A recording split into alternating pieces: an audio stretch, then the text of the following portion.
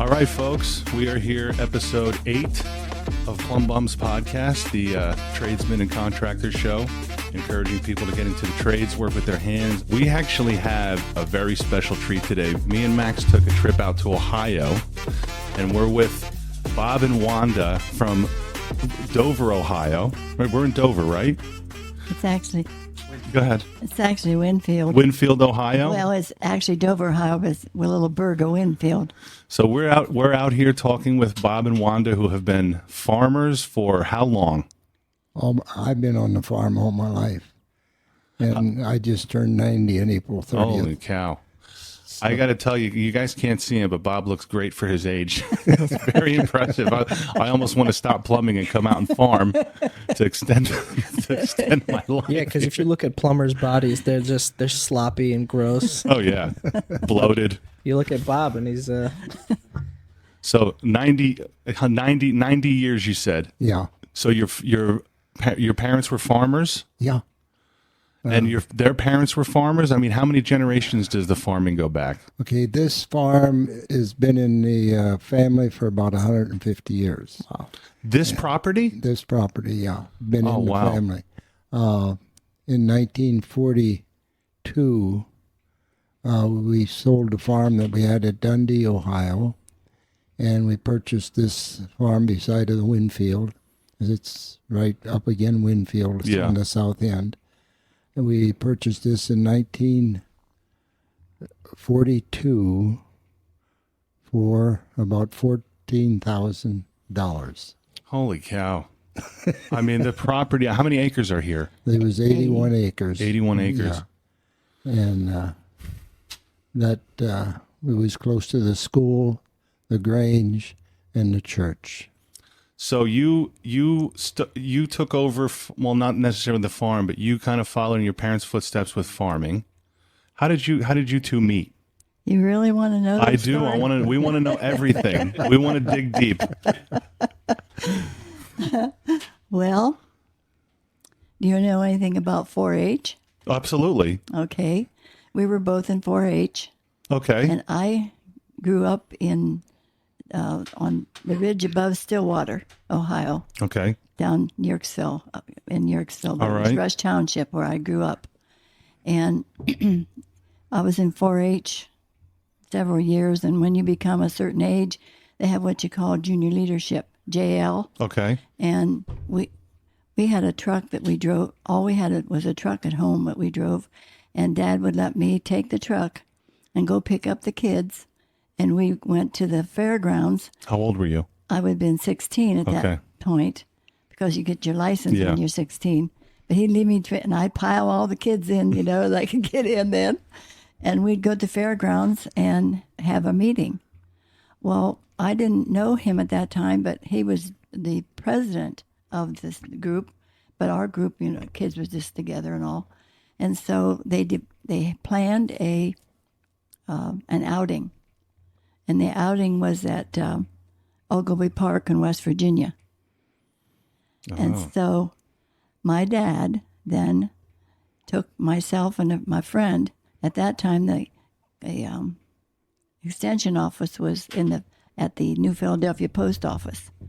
So Dad took us up there, and the kids was all palling up and going together, and Darlene and I didn't have anybody to go with, so we went with the county agent, and another young man went with us.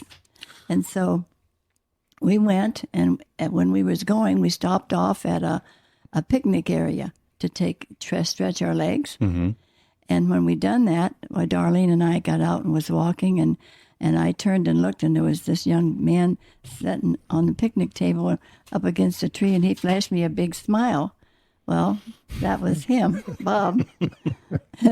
And my heart went flip-flop. I said, oh, isn't he good looking? So immediately he started playing it cool.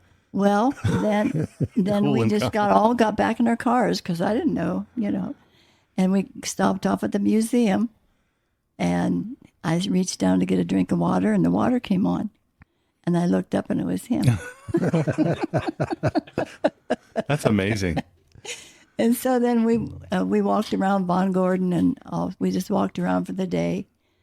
And when we was coming back home, we all stopped in Caddis. Mm-hmm. And their group stopped too at a dairy bar. You don't have such like things anymore. Right. And he come in singing, "Oh, happy day." And that was the first day you guys met. That was the first day we met. I'll tell you, the That day. was in August Oh, really? of She remembers 53. the month, I the just- month, the day. I don't remember what I had for breakfast. She remembers. So, did you know that this would be a long-term thing when you folks first Oh, met? no. No, not at all. No. We both fell. He fell off the wagon, Okay. and we just both fell for each other. Oh, wow. That day. I thought she meant something different. Yeah. No. You guys took a tumble going up to the cornfield off a wagon or something. Well, I was president of junior leaders. I was probably the oldest. I don't know how old I was then, maybe 19. maybe. 19, you know. And all my friends graduated in 51. They went from there right into the service, and a few of them went to jobs. Yeah. And I was probably the oldest and most mature boy in junior leaders. So they made me president. And we planned to go to Ogilvy Park for one of our outings, and what a blessing that was that day. And then from then on, well, I courted her and took good care of her, left her go to all her high school stuff till after she graduated. And then in 1954, I asked her to marry me at Christmas Eve. Wow. And we was married June 5th, 1955. So that was, 68 years ago. 68 years you guys We were met married. 70 years ago. And Holy we cow. met 70 years ago. Yeah, it was love at first sight. And I had purpose and meaning in life. That Wow. My father was passed away in 1952, a heart attack. And The year you got married. No, it was a year before I met him. Oh, okay. I just graduated I in gotcha. 51, 52. He died, and I stayed home, and we was milking cows by hand, and we only had a small herd, maybe Yeah. 10 head, something like that, and we went from there. That we started out with nothing. Hmm. Really? Ray Lawmer said that I could work there. They needed a help at the brickyard. Well, he says, you can work 8 hours there and come home and do your Oh farming. my gosh. So that's the way it started out. So how long was that day? Like the work day during that time while you were at the brickyard and also you farming? start at 7 and quit at 3:30. And then you came home and worked till Yeah. about what time? Another Till we got the work done, till the milking was done, and jeez. made loose hay then. And it was So there was work ethic back then. oh yes. Not Yeah. anymore. Yeah, I didn't know any better. I was young, and all I knew was to work and work for my father. Well, my father, I found him dead down in the cornfield. Oh wow. And at that time, I already had a brother that drowned in 1942, and I had a brother killed in an automobile in 1946. I found my father in 52, and I always wondered what happened to their souls and stuff like that. So from that time on, we was aware that there was more to life than just Of course. going to work and all that stuff. Yeah. So we've been seeking the Lord. We got married, and we dedicated our lives to the Lord. And then down through the years, we consecrated our lives to Christian service, and we still worked. And Were your parents Christian? at that time, they went to church. Okay. Yeah, I didn't understand Christianity like I do now. Okay. And to get in without preaching a sermon, our boy died in 1969, but Easter morning he accepted Christ as his Savior. And when he died, his heart quit beating, and we was at an outing at a local lake and I had taken CPR, and I was working on him, trying to bring him back to life, but I knew he was dead, and his death was so much different than my brother's or my father's, because I knew he was with Christ, and I knew enough to be absent from the body is to be present with the Lord, and we gave him up for the Lord. So we've walked by faith ever since that time. I mean, listen, we're only a couple minutes in, and it's clear that the farm life is not an easy life. I mean, it's just toiling and toiling. Well, it is, but we're doing what we love to do. It's a way of life. Yeah. This is our life. This is our home, and we build it. And you said that you can't do it without a good woman, right? No, That's what you told me before. No. You said you can't do it without a good woman. You hope she likes animals. You hope she likes hard work, right? She does. Plus, she's an awful easy woman to love. Look at Like Glenn Schwartz said, she can even cook. And this is not just because you have a microphone in front of your face and headphones on her, right? We are out of our comfort zone. That I understand. And before we started this, it was funny because I was trying to get Bob and Wanda kind of eased into it and stuff. But when we walked in, first of all, the house is beautiful. I mean, the way it's set up. I wish we had some video, but Thank you. The property's gorgeous. It's so well maintained. The house from outside to inside, it's just classic Ohio, and just classic farm. They saw us setting up these wires, and they were like, they assumed that we were, that we were making a mistake, that they were making a mistake. Yeah. We were bringing too many wires in their house. We have more wires in this setup than they do in the entire house. But it's not making it simple. But so what about your parents? What were your parents doing? Were they farmers also? Farmers, yeah. My dad worked at the, what is it? An iron, rubber plant when he was a young man in Akron. And then him and mother married in 1934, and they bought a farm up on the ridge. How many acres was that? Well, they ended up with close to 400 acres, didn't they, Bob? Yeah. Mm-hmm. Something like that. I'm not sure how 400. many acres was on the farm, because they had a couple little farms that they purchased and put together with that. And you said this farm is about 80. Yes. Okay. And Her farm we was were- like West Virginia hills. and we were up in the hills. Yeah. I mean, we were back in the boonies back there. Really? Back in the boonies. And Bob thought he was in the foothills of West Virginia when he came down to see me. But anyway, Dad and Mom farmed. They milked cows. Back then, farmers had everything. You had. In what way? What do you mean? You milked cows. You farmed with horses. You had sheep. You had chickens. Completely self-sustainable. Completely self-sustainable. We raised turkeys. Wow. And put them on range from little peeps up. Yeah. Then put them out in range, and then Thanksgiving and Christmas we butchered our own turkeys and delivered a turkey to your door for Thanksgiving and Christmas, a fresh turkey. Oh wow. Well, how about and that? Of course, their family did the same. We thrashed, and you probably don't even know what thrashing is. No, not really. But I'll play along. Well, you plant your crops. You plant oats and wheat, and you go. Well, back then they would go in with a binder and cut it down, and then they would, or sometimes they even scythed it, but then they would take that and shock it up. Yeah. Tie a string around it, and then they would make shocks. Have you seen the Amish? Yeah. The Amish shock it, and then a threshing machine would come in. And then they'd feed that threshing machine. And farmers back then went out and helped one another. And the women mother would fix big meals. Ladies would help each other. And they did the same thing. Mackins did the same thing. I mean, don't take this as insulting, but I'm trying to figure out the timeline when you have gas-powered tractors and stuff like that, when that's really started catching on into the farming industry. Because I mean, I know when vehicles were invented, but when did farming really kind of...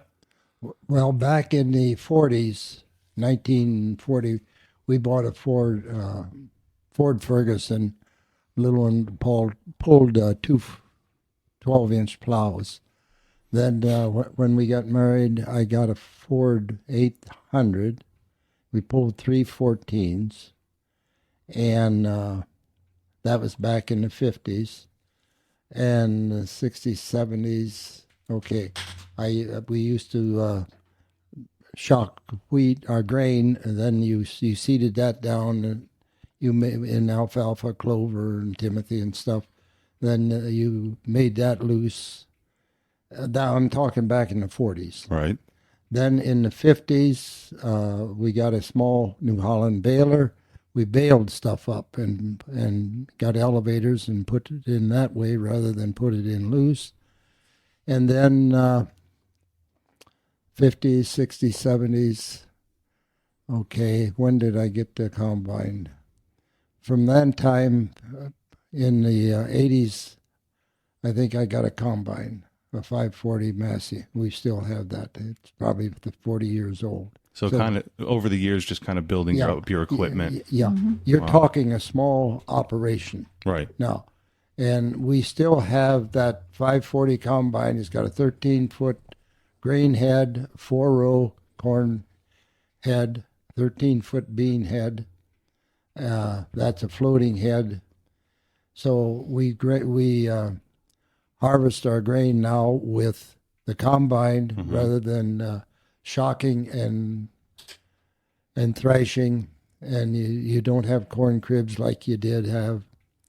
So we own a small trailer that holds 7 ton of grain, and small trailer. Yeah. Well, it is compared to what they got, the big boys. Well, we're talking a independent small farm, right, that keeps a family a livelihood income. Yeah, you can live off of it. Then the whatever you call it, the picture's changing. People are getting older. I'm lucky to be 90 and still farming. People my age that had farms are expiring, and the farms then, as they sell them and cut them up into lots from 1 acre to 20 acres, whatever it is, we're losing our small family farms to the bigger boys that will milk, instead of 20 head of cattle, they'll milk 400,000 and even more, and your bigger farmers is bigger than that. And it's something you really can't compete with anymore, or can you? We can, because we've worked. We own this. Yeah. Lock, stock, and barrel. Okay. We owe nobody anything. But it took us, and well, when I was handling the money, we barely made it.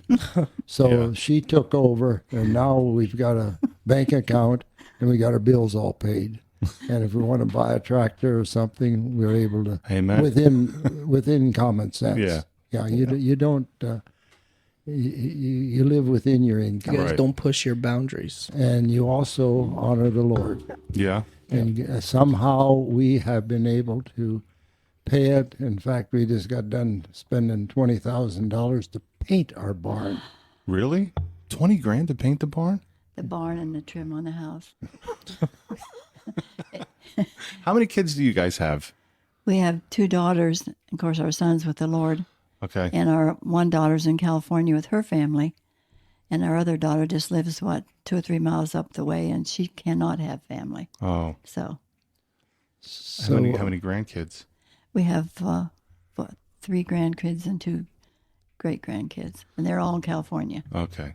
Yeah. What's she doing out there? What's she doing out there? She's has Not her farming. No, she's not farming. Okay. She has her own business, and she's just selling and. Wow. Yeah, people are running away from this lifestyle. I mean, you guys, you're both born in Ohio, right? Right. Born and raised in Ohio. Did you guys ever leave? No.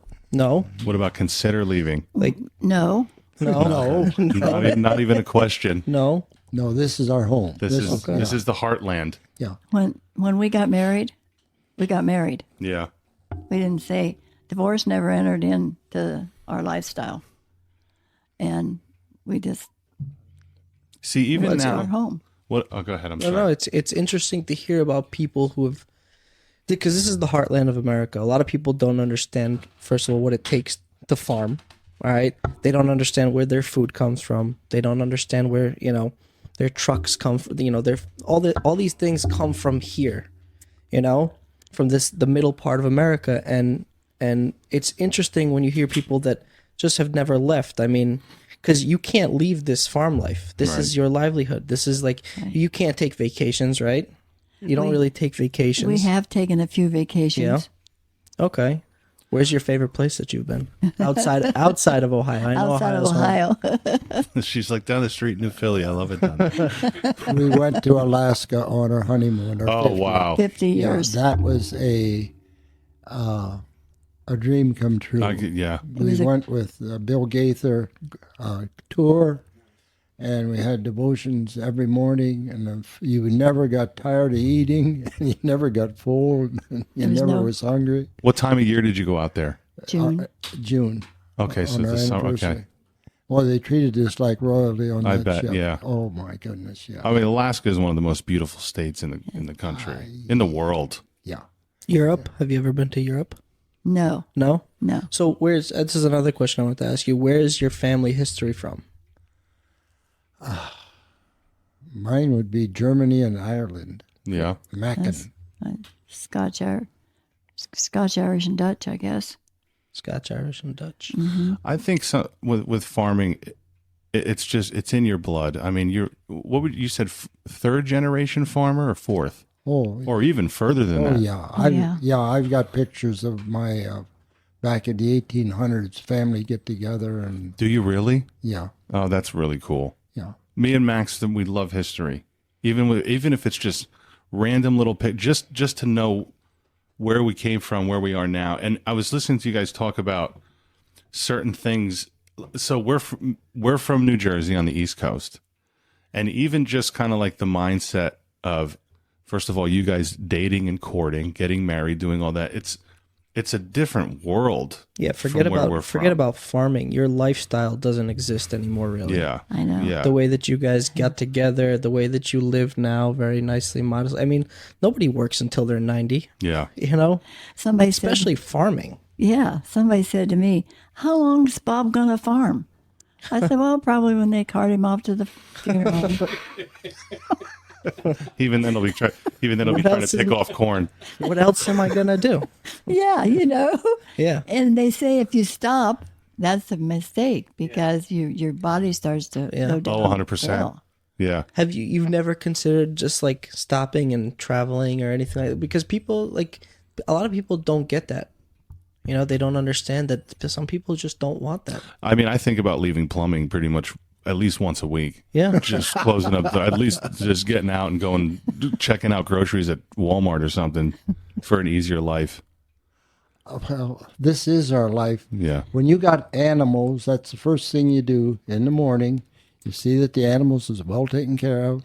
That's the last thing you do at night. Yeah. Is make sure they're bedded down. What time are you getting up? Oh, I get up 5:30. well, yeah, I'm out. 5:30. I'm out. I don't get up at 5:30 for anyone or anything.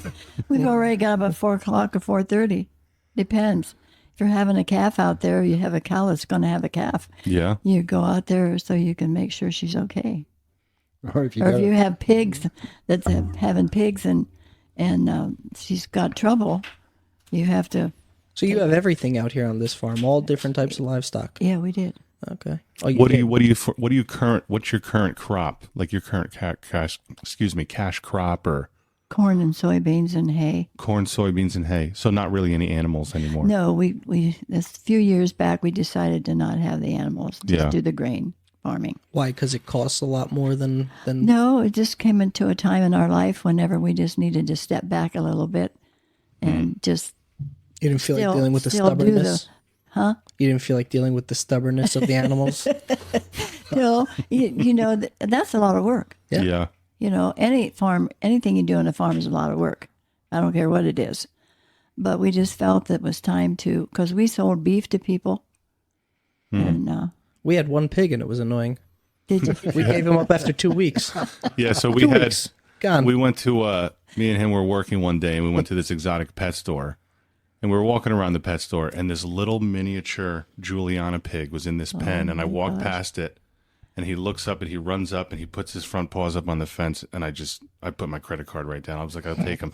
But I have a buddy who's a farmer out there. So I was thinking like, okay, I'm going to get this pig. He'll ride around with us in the truck. But the worst thing is I'll just send him to live with my buddy. There's no such thing as a mini pig. I don't care what they tell you. There's no such thing. It's a complete lie. They can write it all they want. If pigs are going to eat, they're going to grow. And this thing in 2 months put on my God. 50 pounds. Huge. Well, that's the kind of pig you want. Oh, yeah. He's going to be good Listen, eating. he tasted good. The feed conversion was good. He tasted good, but doesn't mean I want him as a pet. Yeah. He was just... He was adorable when he was a little piglet, but the second he started getting big, you're just like, this is not... This is a farm animal. This is very clearly a farm animal. And me and him think we want to farm, and like... It would be nice to have a farm with like small little animals and goats and stuff like that. But when we saw how he squealed, the noise that he makes. Oh, yeah. We wanted to pick him up because he stepped in poop and wanted to pick him up, and he squealed bloody murder. Like we were murdering him just to wash him off a little bit. But I mean, the headaches that we were dealing with was just this little thing. I can't imagine having 40, 50 cows and pigs and chickens. I mean, it's just it's constant. And you were saying before we started recording, you had said that you were doing a part-time job and then farming and then doing this and it's Who'd you work for? Well, I started out at Garver Brothers Meat Department for 90 cents an hour. I went from there. 90 cents 90 cents an hour? Yeah. Wow. Well, back then it was in That the was big money. 51. Yeah. You couldn't even do an even dollar, huh? Then I met Wanda and Ray Lovers. Like I said, you can come to the brickyard. and made $1.47.5 an hour. Still didn't make it even. Not $1.50. Well, $1.47. we bought a 55 Chevy 4-door car, 6-cylinder, for $1,900 back then. Brand new. Brand new. For what went on the honeymoon. That was, what was it? Okay, I went from there. Okay. $1.47, yeah. And Mike Gordon, I reported off one day because the combiner was coming in, the combine. Says, you can't work the brickyard and farm here. So I said, okay, I'll give you 2 weeks' notice. He says, as far as I'm concerned, you don't need to give me 2 weeks' notice.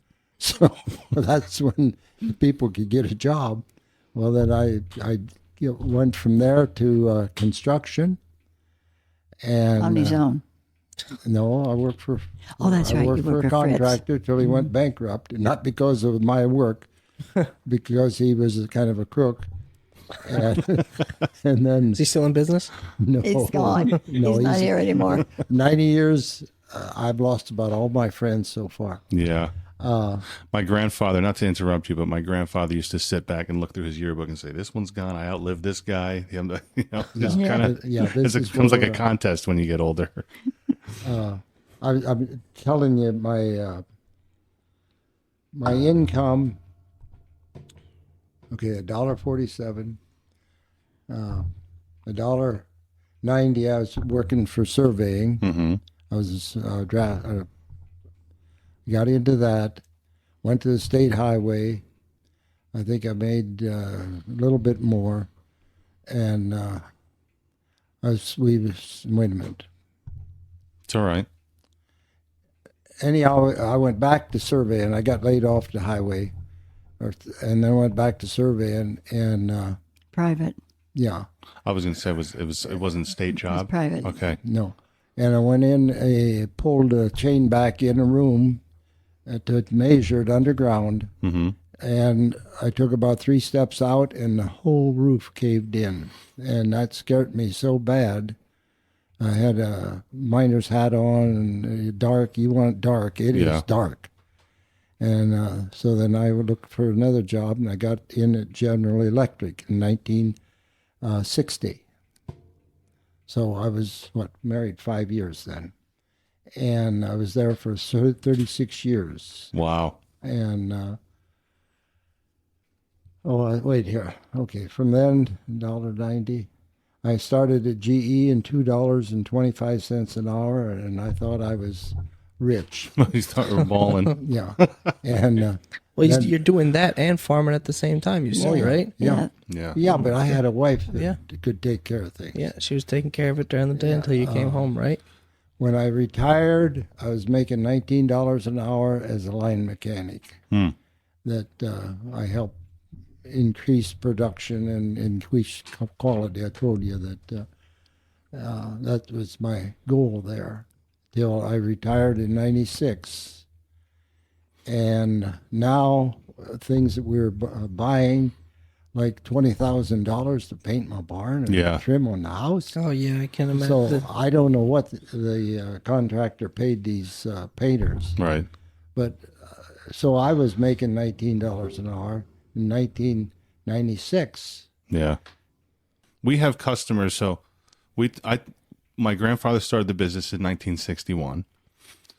We're at my 3rd generation running the business, and I go to some of his original customers who paid $12 for a toilet flapper, which is now $180. And they're like, you got to be kidding me. It's like, listen, it's 2023. Yeah. There's nothing I can do. I got to pay my employees. We got to put gas in the truck. I mean, it's really no end in sight. I mean, $20,000 to paint a barn. My father's he's gonna bother me if I don't ask you this. What was gas at its all-time low when you guys were growing up? Oh yeah. What were you paying I need for? to know what gas was. The lowest gas price. It was 18 cents a gallon. 18 cents a gallon. My brother could come home from college, and you could put $1 worth of gas in the car, or $2, and it filled the tank up. And filled it up. And he came home. It was after he was in Nam. Anyway, he was going to fill up his car, and he went. Psh, that was his. And that was it. That was it. And he's good for like 150 miles. Yeah. That's crazy. Yeah, That was $1. that was $2. Psh. Well, this is what I want to do. Right, I want to take a little quick break, and we'll be right back in a few. Thanks for listening. And on the 8th day, God looked down on his planned paradise and said, I need a caretaker. So God made a farmer. God said, I need somebody willing to get up before dawn, milk cows, work all day in the fields, milk cows again, eat supper, then go to town and stay past midnight at a meeting of the school board. So God made a farmer. God said, I need somebody willing to sit up all night with a newborn colt and watch it die, then dry his eyes and say, maybe next year.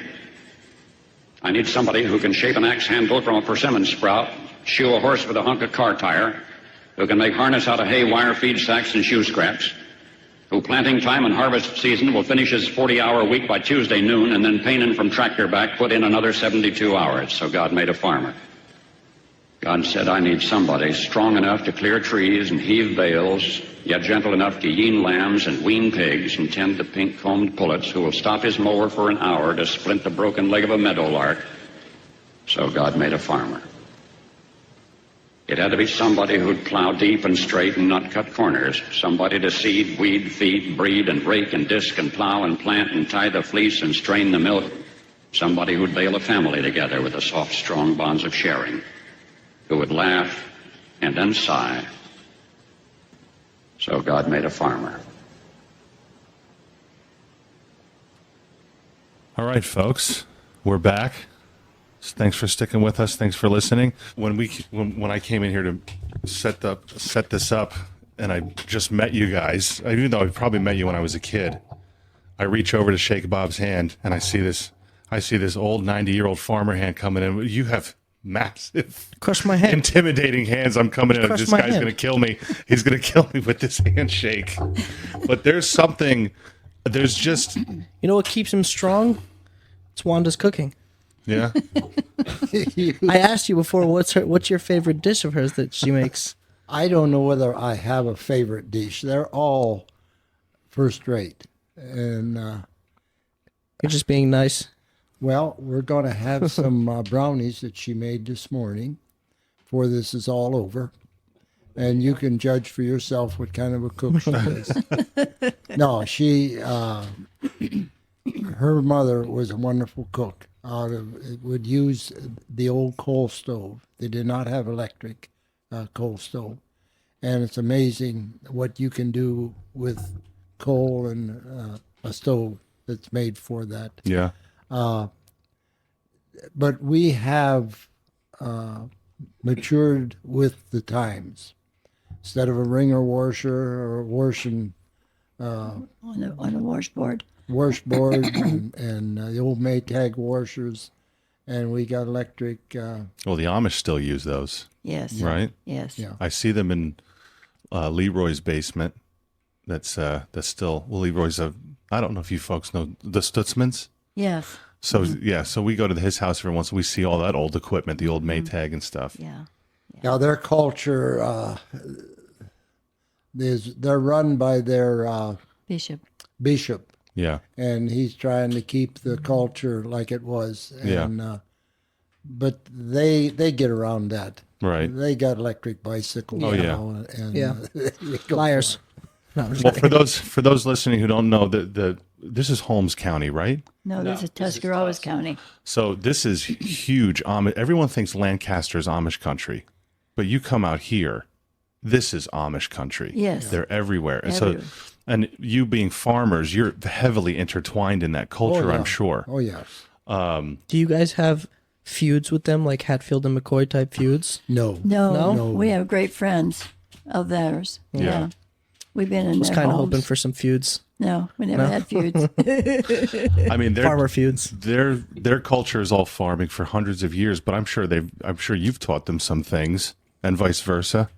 But you know, they take their machinery that's old fashioned and they put some new fandangled stuff with it to make it modern. Yeah, They do. even now. Yeah. I can work the ground, I can turn the ground, I can sow the seed, but God gives the increase. And it rains on the just and on the unjust. Right.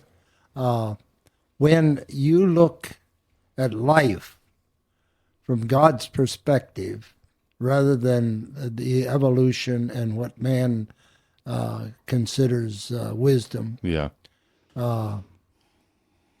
and the wisdom of man is far below the wisdom of God.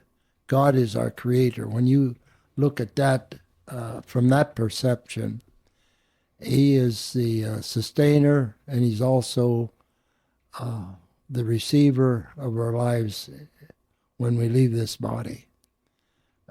When you understand that, and when you have walked a path like I have walked, I was 9 years old in 1942 when my brother was in the Air Corps. He drowned in the Potomac River, slipped in.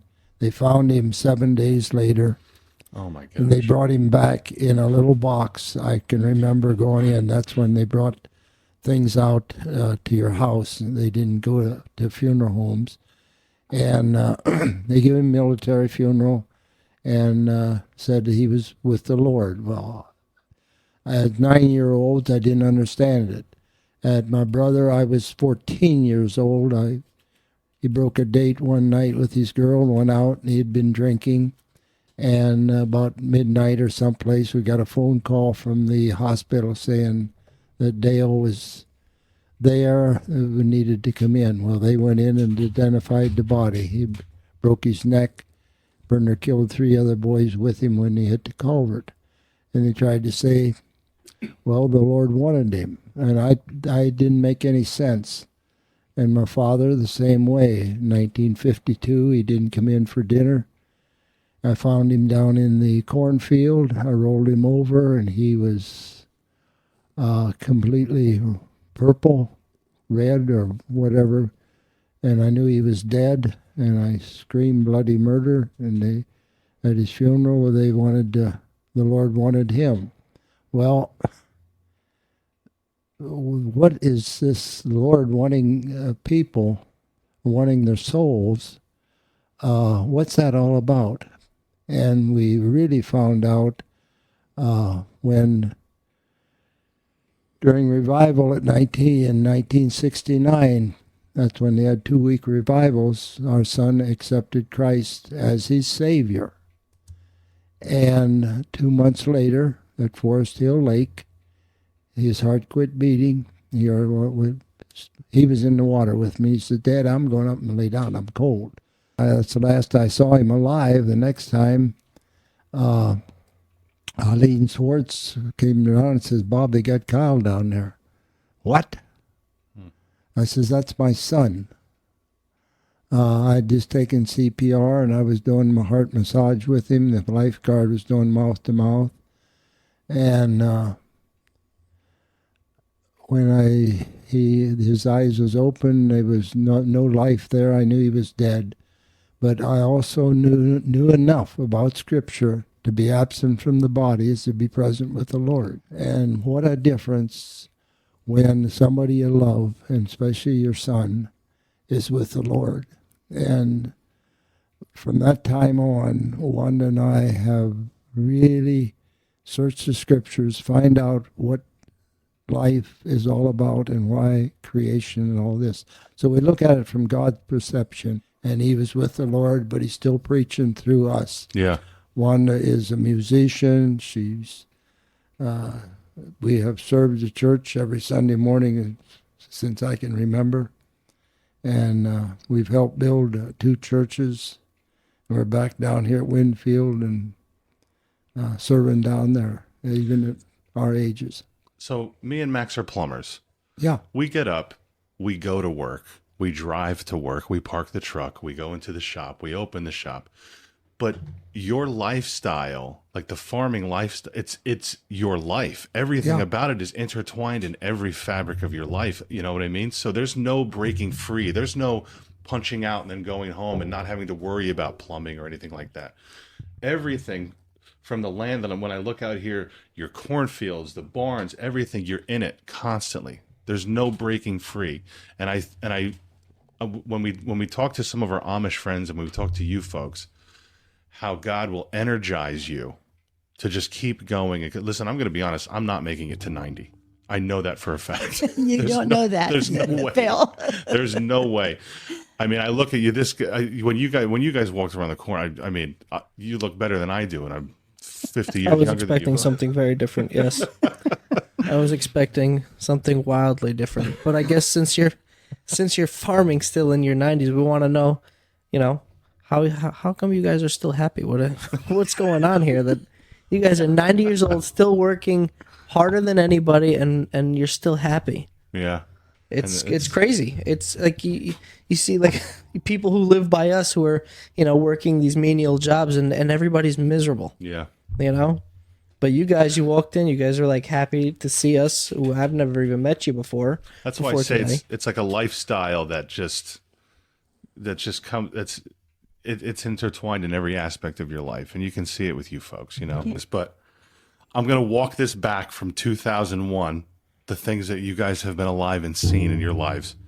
9/11, the Berlin Wall back in 1989, back to the space shuttle blowing up in 1986, the moon landing in 1969, Kennedy assassinated, 62. The Vietnam War, the Korean War, World War II, and the Great Depression. Mm-hmm.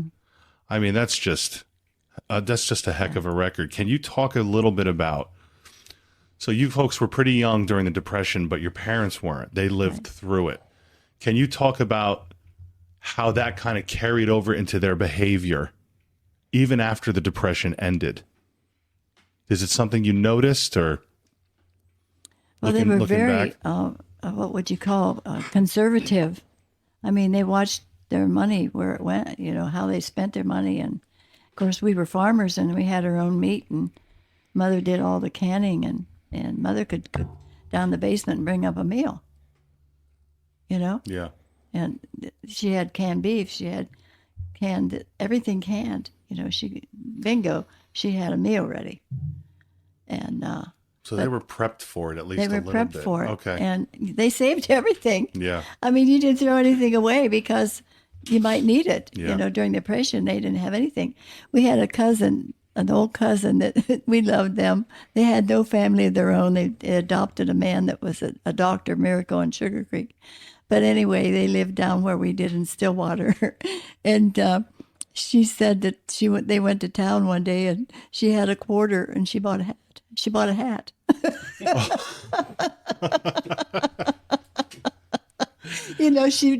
She put a quarter, Yeah. But they were very frugal, Super conservative. Very frugal. I mean, that's something that when you experience something like that, it ingrains it in your mind, like, And we didn't have a closet full of clothes. Right. We did our own sewing. We made our own clothes. Uh-huh. In fact, back then we'd go to the feed mill and they had printed feed sacks. And my sister and I would go with Dad and pick out the sacks so that we could make skirts, broomstick skirts, and put crinolines under, And Mother made, they made pillowcases. Yeah. They made tea towels. I mean, how does that make you feel when you see this generation coming up? Do you guys know what a TikTok is? Do you guys know what TikTok is? Oh, I've heard of it, but I don't ask me to explain it. If you want to follow Wanda's Instagram, we're going to plug it after the show. Just all cooking videos. And Bob just posts pictures of his hay bales. Yeah. New farm equipment. I mean, how do you feel about the generation coming up? Are you worried? Are you? If you could, let's say you're speaking to the current generation coming up, what would you have to say to them? Come in and we'll do a day's work here, and enjoy farming. Right. It's a lifestyle. It's life itself.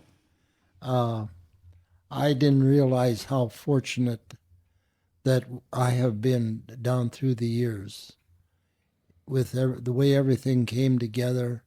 At all, when we see the Lord, there'll be no more sorrow, no more tears.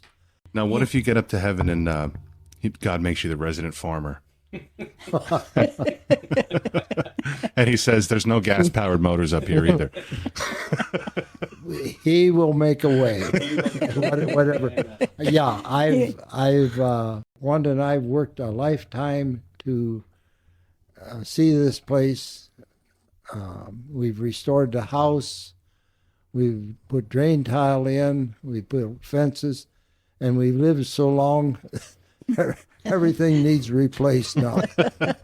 Yeah, we done all that with 40 and 50 years of age, and now fence post is rotten off. We got to replace them. So it's almost like life. You've got to make the best of the time you've got. Yeah.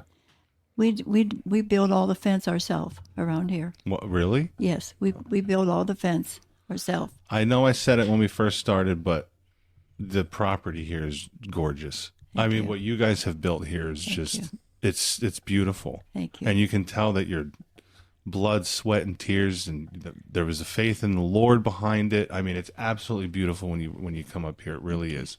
And I'm concerned that you folks don't get enough praise or that you don't hear it enough. But there's so much respect from us for what you do, and that's why we were very excited to come talk to you guys. Thank you.